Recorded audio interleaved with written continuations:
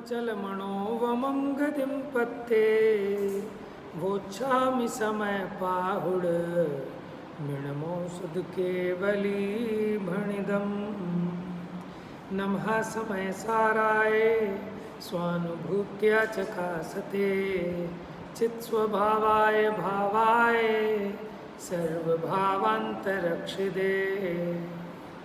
चलिए देखिए मिच्छत्तम पूर्णदुविहम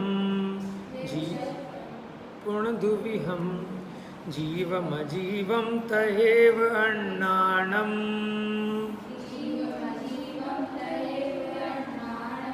अविरति जोगो मोहो कोहादिया इमे भावा। अर्थ समझा दिया था, सरल है, ये गाथा याद होनी चाहिए सबको। अब यहाँ प्रश्न ये खड़ा हो रहा है कि आप जिस मिथ्यात्वादी की बात कर रहे हो वो मिथ्यात्वादी कौन वस्तु हैं? तो कहते कौन वस्तु हैं? वस्तु तो 6 प्रकार की होती हैं, जीव, पुद्गल, धर्म, आकाश, काल, जाति की अपेक्षा। मोटे रूप में डिवीज़न करें तो जीव और अजीव। तो ये कह रहे जो मिथ्यात्वादी वस्तु हैं ये 2 प्रकार के हैं, जीव और अजीव, चेतन अचेतन। उसी प्रकार अज्ञान, अविरति, योग, मोह, क्रोध आदिक, समझ में जितने विकारी भाव हैं ये जो आश्रव बंध के कारणभूत है, मिथ्यात्व, अविरति, प्रमाद, कषाय, योग आदि, ये सब दुविहम 2 प्रकार के हैं। कौन कौन से? अभी इस गाथा में नहीं बताया। अच्छा बताया, जीव और अजीव 2 प्रकार के हैं। पहले आपने कुछ पूछना तो पूछो, फिर टीका प्रारंभ करते हैं।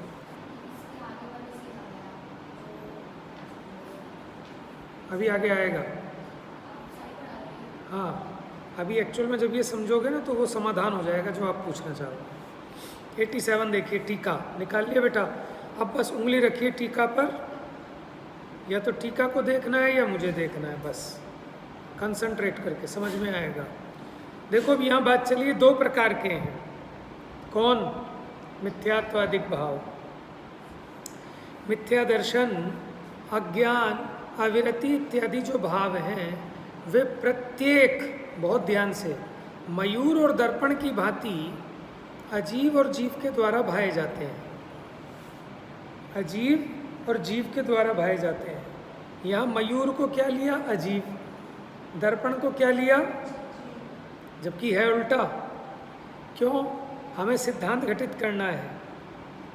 जैसे जितने भी बाहर के पदार्थ हैं और मेरा ज्ञान रूपी दर्पण है, तो ज्ञान दर्पण तो हो गया जीव, और बाहर के जो पदार्थ झलकेंगे मेरे ज्ञान में, समझ में, हालांकि वो जीव भी होते हैं अजीव भी होते हैं, लेकिन अभी 2 चीज़ों की बात है। बाहर में मोर है, यहाँ दर्पण है, और ये मोर दर्पण के सामने है, इधर उधर नहीं है। ठीक है, अब ध्यान से देखना बेटा, बहुत ध्यान से देखूंगा किसकी रीजनिंग अच्छी है, कौन समझेगा इस बात को। अजीव और जीव के द्वारा भाए जाते हैं। भाए जाते हैं मतलब कि यानी अजीव, ये मिथ्या दर्शन, अज्ञान, अविरति इत्यादि जो भाव हैं ये अजीव और जीव के द्वारा भाए जाते हैं। अजीव में भी इस प्रकार का परिणमन होता है और जीव में भी इस प्रकार का परिणमन होता है। भाए माने भू धातु से बना है। भाए जैसे 12 भावना भाएं, भाएं माने उस रूप परिणमित हों। तो भाने का मतलब क्या है? परिणमना, उस रूप होना। किसकी भांति? मयूर और दर्पण की भांति। दर्पण समझ रहे हो? आदर्श दर्पण को, हाँ, आदर्श माने दर्पण होता है। देखिए, इसलिए वे अजीव भी हैं और कौन? मिथ्यात्वादी भाव। आ रहे, समझ में आ रहा बेटा? इसे दृष्टांत से समझाते हैं, ध्यान से सुनना। गहरा नीला, हरा, पीला आदि भाव, वर्ण रूप भाव है ना, रंग रूप भाव, वो किसके द्वारा भाया जाता है? दर्पण हरा नीला पीला होता है कि मोर हरा नीला पीला है?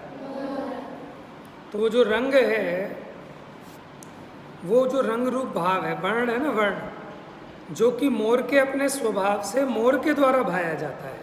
माने वो रंग किसका है? मोर का। उस रंग रूप कौन परिणमित हो रहा है? मोर। वह मोर ही है। क्या कह रहे हैं? जो गहरा नीला, हरा, पीला आदि वर्ण रूप भाव है, वो मोर ही क्यों है? बताओ देख के जल्दी से। क्योंकि वो मोर के द्वारा अपने स्वभाव से भाया जाता है।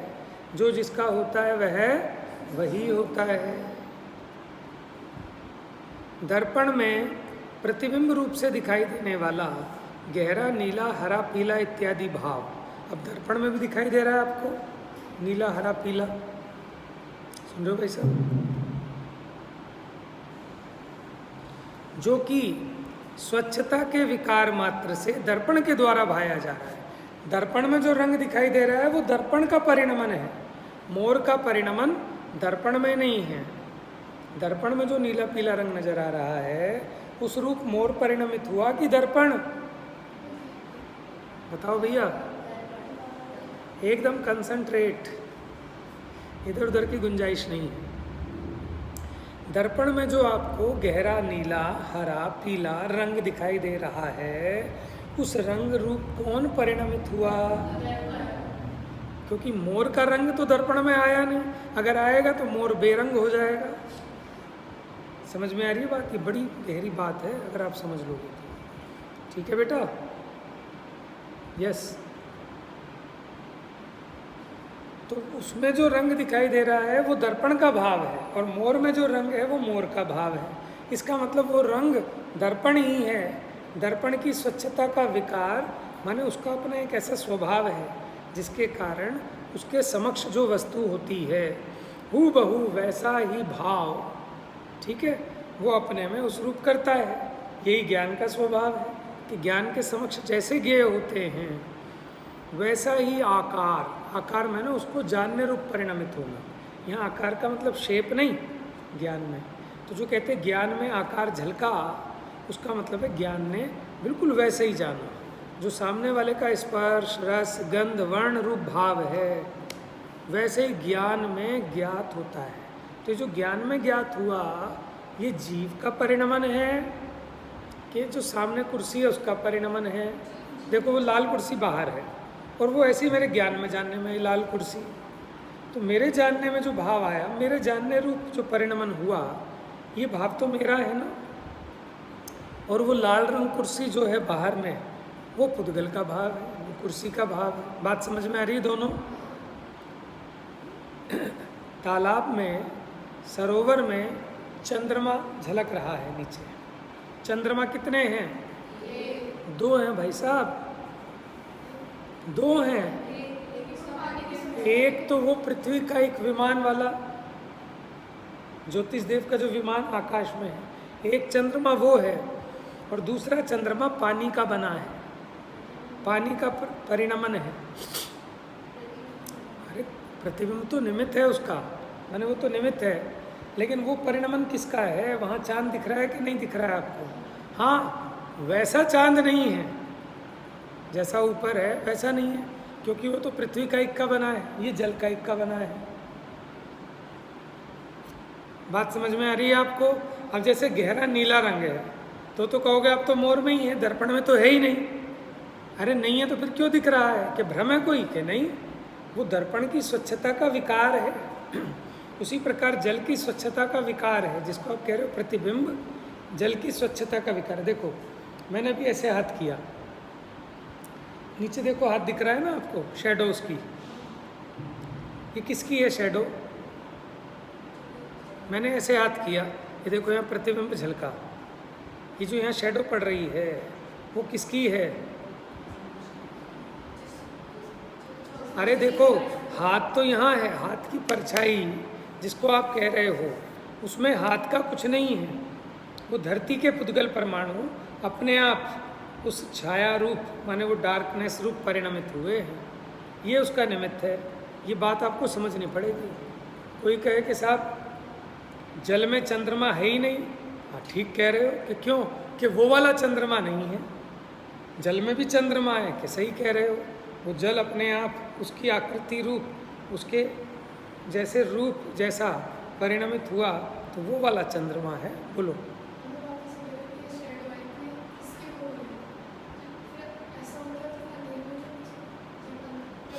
इसी को तो कहते हैं निमित्त नैमित्तिक संबंध। प्रकाश का निमित्त उसके आड़े आपका ये आया, तो ये जो ये छाया बनी, ये जो छाया रूप परिणमित हुए, वो यहाँ के ही तो परमाणु हुए। जो ये कपड़ा है या ये जिनवाणी है, ये वाले परमाणु डार्क रूप परिणमित हुए। हमें क्या लगता है कि प्रकाश के कारण ये चमक रहे हैं। ये तो मोटी बात है कहने की, स्थूल बात है।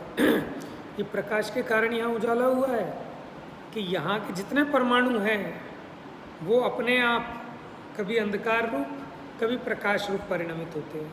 इसी का नाम तो निमित्त नैमित्तिक है। जब लाइट जली होगी तो ये सारे परमाणु, यहाँ जितने परमाणु हैं, वो ऑटोमेटिक चमक रूप प्रकाश रूप परिणमित होते हैं। लाइट बुझा दो, अंधकार रूप परिणमित होते हैं। लगता क्या है कि इसने इसको किया है। इसका नाम निमित्त नैमित्तिक है। अभी क्योंकि इस टीका से आपके इतने दिमाग के पट खुलेंगे, तो चंद्रमा दो हैं, लेकिन वो उस रूप है, ये इस रूप है। इसका वो करता नहीं, उसका ये करता नहीं। निमित्त नैमित्तिक कहो तो भले कहो। आ रही है बात समझ में? आगे देखो। तो दर्पण में जो झलक रहा है, वो दर्पण की स्वच्छता का विकार मात्र होने से वो दर्पण के द्वारा भाया जाता है। वो दर्पण का परिणमन है, इसलिए दर्पण ही है। इसी प्रकार मिथ्या दर्शन, अज्ञान, अविरति इत्यादि भाव जो कि अजीव के, किसके? अजीव यानी वो पुद्गल, कर्म पुद्गल, उसके द्वारा अपने द्रव्य स्वभाव से अजीव के द्वारा भाए जाते हैं। माने उन रूप तो अजीव ही परिणमित होता है, पुद्गल ही परिणमित होता है, इसलिए वे अजीव ही हैं। और मिथ्या दर्शन, अज्ञान, अविरति इत्यादि भाव जो कि चैतन्य के विकार मात्र से जीव के द्वारा भाए जाते हैं, वे जीव ही। जैसे यहाँ मोर दो हैं, एक दर्पण का मोर और एक बाहर का मोर। चंद्रमा दो हैं, एक जो नभ में दिख रहा है आपको और एक जल में दिख रहा है। बात समझ में आ गई? इसी प्रकार ये मिथ्या दर्शन आदिक दो हैं। आगे बात इतना क्लियर है? तो गाथा हो गई। भावार्थ पढ़ो जरा बुलंद आवाज में। अनिमेशा पड़ेगी आज, बुलंद एकदम, पास में कर दो थोड़ा जोर से। भावार्थ सुनेंगे उंगली रख के फटाफट।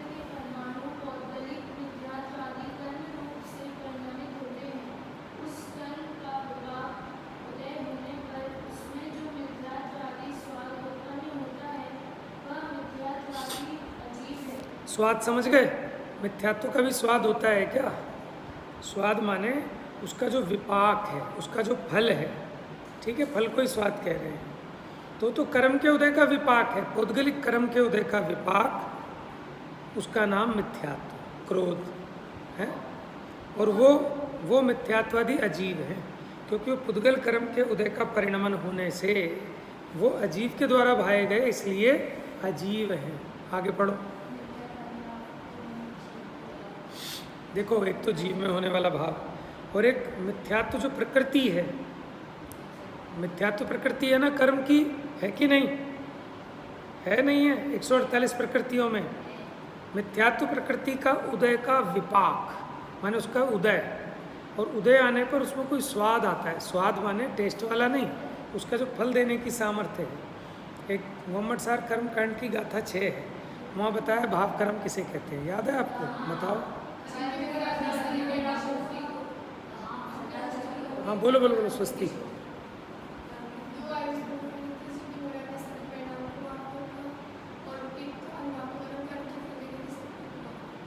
कहा वहाँ पे दोनों कहा। वहाँ तो ये बताया है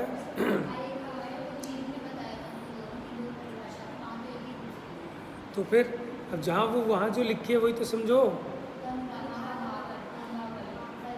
मूल गाथा में कर्म कांड की बात है ना, तो कर्म की बात चल रही है, अभी जीव के भाव की बात नहीं। तो वो कर्म कांड में द्रव्य क्षेत्र काल भाव बताया, प्रकृति प्रदेश स्थिति अनुभाग बताया। तो जो भाव है वही अनुभाग है। तत्शक्ति ऐसा है ना, तत्शक्ति भाव कम्मम, कि उसकी जो शक्ति है, कर्म की जो शक्ति है वो भाव कर्म है, ठीक है, लेकिन वो पौद्गलिक भाव कर्म है। और जो जीवगत है वो तो आप जानते ही हो। है ना, देखो गजब की बात, कितने प्रमाण है। हाँ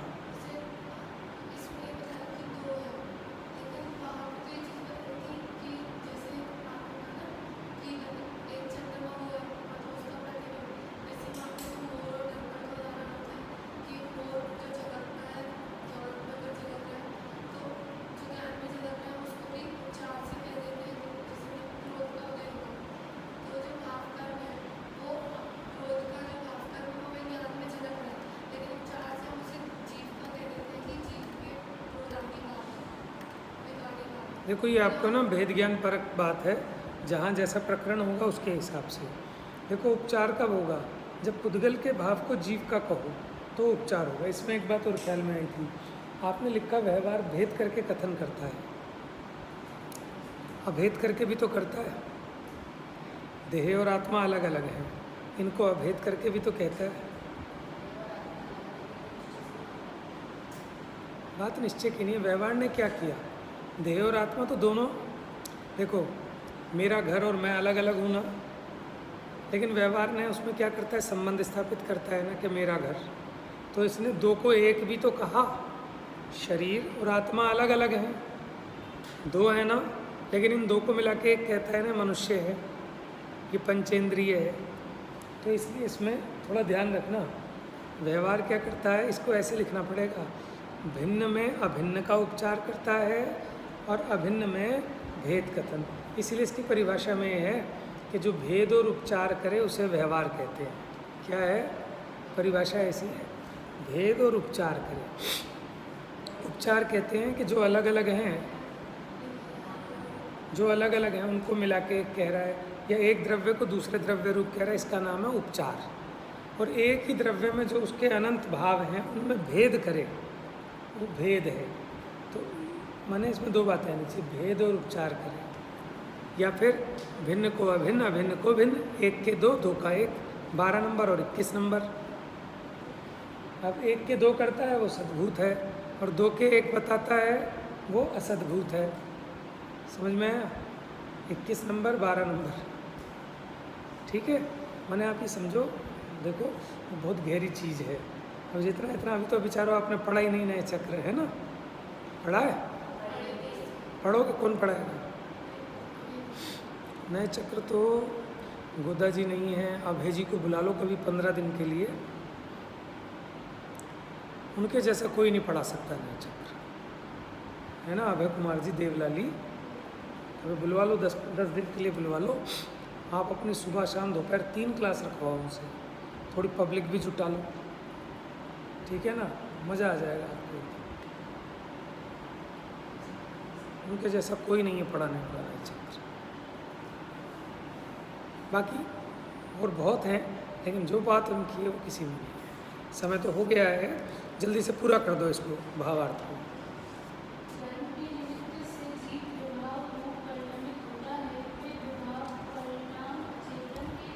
जीव होता है ना विभाव रूप परिणमित कर्म के निमित्त से, वो विभाव परिणाम चेतन के विकार हैं, इसलिए जीव हैं। अंडरलाइन कर लेना, आगे पढ़ो बेटा।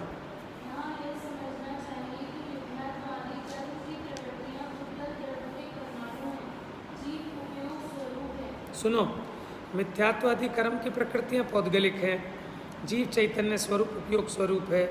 मेरे उपयोग में ऐसी स्वच्छता है कि पौद्गलिक कर्म का उदय होने पर उसके उदय का जो स्वाद आवे, माने वो उसी में है ना।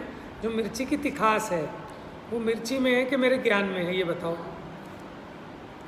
अच्छा, शक्कर की जो मिठास है वो शक्कर में है कि मेरे ज्ञान में है? अगर वो शक्कर की मिठास मेरे ज्ञान में आ जाएगी तो मेरा ज्ञान जड़ हो जाएगा। मिठास वो पुद्गल की पर्याय है कि जीव की पर्याय है? फिर मेरे ज्ञान में कैसे आई? ऐसे ही निमित्त नैमित्तिक संबंध है। जैसा पुद्गल में स्वाद है बिल्कुल वैसा ही मेरे ज्ञान में जानने में आता है। तो स्वाद दो जगह आ गया, एक तो शक्कर में और एक मेरे ज्ञान में। तो ज्ञान का जो स्वाद है वो ज्ञानमयी है, ज्ञान का बना है, वो जीवगत भाव है।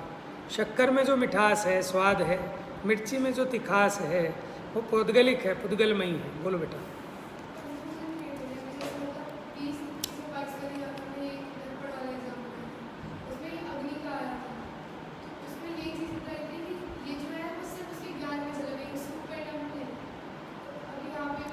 देखो दोनों में अंतर है। एक होता है ज्ञेयायक संबंध, एक होता है भाव्य भावक संबंध। यहाँ तो जीव उस रूप परिणमित हो रहा है ना। खाली देखो बाहर में जैसी कुर्सी है, ये कुर्सी जानने में आई, ज्ञान में, ठीक है। वो कुर्सी बाहर पुद्गल का भाव, जो बाहर ईंधन नजर आ रहा है, अग्नि नजर आ रही है, वो तो बाहर है। लेकिन वैसे ही मेरा ज्ञान जानने रूप परिणमित हुआ, तो मेरा जानने रूप परिणाम वो तो आत्म परिणाम है ना, वो मेरे से अभिन्न है। लेकिन जो बाहर की अग्नि है वो तो मेरे से भिन्न है। कन्फ्यूजन की क्या बात है? हम तो ये कह रहे हैं जीव जिस भाव रूप से परिणमित हुआ, अग्नि के ज्ञान रूप परिणमन किसका है? जीव का। तो जीव का परिणाम कह रहे हैं। लेकिन यहाँ दूसरी बात और है, जैसे रागादि विकार है ना, जीव जानता तो है ही रागादि विकार को, लेकिन रागादि विकार रूप स्वयं भी परिणमित होता है। यहाँ भाव्य भावक भावों की बात है। एक होते हैं ज्ञेय भाव, ये तो सब हैं लेकिन यहाँ बात चल रही है भाव्य भावक भाव की। जैसे क्रोधादिक है, इन रूप तो आत्मा परिणमित भी हुआ ना, और ज्ञान में भी जानने में आ रहा है। वो ज्ञेय भाव तो सब है, ऐसा तो कुछ है ही नहीं जो ज्ञेय ना हो। लेकिन कुर्सी मेरा भाव्य नहीं है, लेकिन रागादि मेरा भाव्य है। थोड़ा सा समझना, कोई नहीं, अभी तो स्टार्टिंग है। क्या बात है? वहाँ कर्म कांड चल रहा है, कर्म की शक्ति बता रहे हैं, लेकिन हम तो उससे इस बात को सिद्ध कर रहे हैं कि जो आचार्य लिख रहे हैं वो बात एग्जैक्ट है। कर्म कांड में बताया ना जीव के, और जीव कांड में जीव के बताया।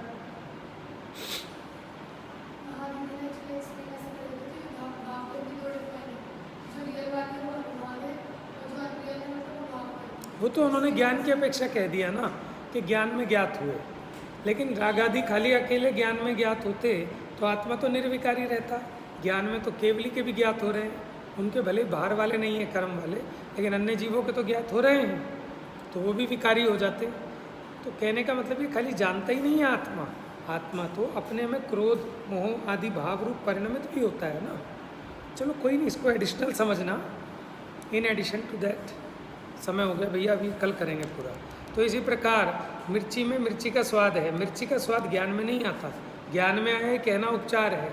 ज्ञान में जो स्वाद आ रहा है वो ज्ञान की अपनी पर्याय है, मिर्ची उसका निमित्त है।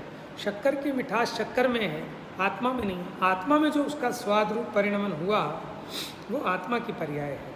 इसी प्रकार क्रोध आदि प्रकृति कर्म की है, वो कर्म का परिणाम है, लेकिन उसी काल में उसको निमित्त करके जीव अपने में क्रोधादि रूप परिणमित हुआ अथवा उसके ज्ञान आदि रूप परिणमित हुआ, वो तो जीव की बाउंड्री में है, वो जीव का परिणाम है। ठीक है, इसलिए अज्ञानता से वो स्वाद को ही अपना भाव समझता है। जब उनका भेद ज्ञान होता है तो जीव भाव को जीव जानता है, अजीव भाव को अजीव जानता है, तो मिथ्यात्व का अभाव होकर सम्यक ज्ञान होता है। जा वाणी के ज्ञान से सूझे।